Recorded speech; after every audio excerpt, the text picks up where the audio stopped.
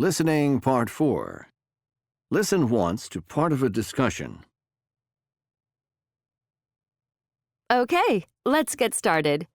Today is our question and answer session with our guest speaker, Donald Yates, who has quite a bit of experience with charity organizations.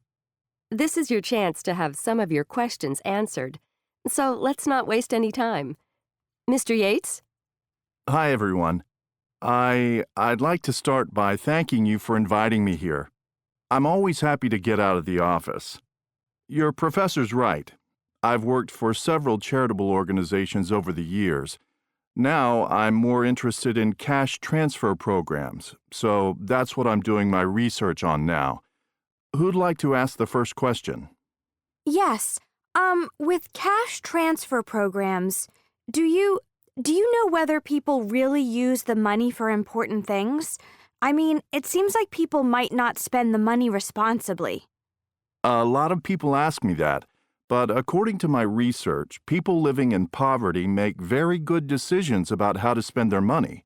They almost never buy things they don't need. Instead, mothers buy things for their children, school uniforms or notebooks, even medicine. Or a farmer might buy a new tool to help with the harvest. With cash transfer programs, poor people themselves decide what they need the most. So the outcomes of these programs have been very good. Yes? Yes, sir. Can you please explain why you don't ask people to work for the money?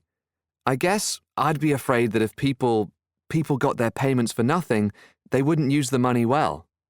Well, the fact is, most people who are living in poverty are already working very hard. We're talking about mothers with children, families with crops to take care of, working people with 2 or 3 jobs. For them, a little extra cash is very much appreciated. They're not going to waste it on something they don't need. Next question. I'd like to know who makes decisions about the money. I mean, you can't give money to everyone. Someone has to decide who should get it. Well, in cash transfer programs, money is given to as large a group as possible, often to governments, in fact. Or the same payment might be made to every adult in a certain village. The idea is that financial decisions are made locally. Charity organizations that come in from outside might not be the best people to make those decisions. Time for one last question. I was wondering how communities get things like new schools and roads. I mean, people need those too, but you can't buy them with small amounts of cash. That's really the fundamental question. What works best when it comes to fighting poverty? Many people in the world understand the concept of giving a little money to charity if you can, and letting the charity figure out what to do with it.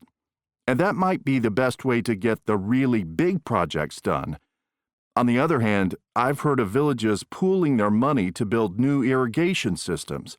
So we're really just starting to learn what works best. Now answer the questions.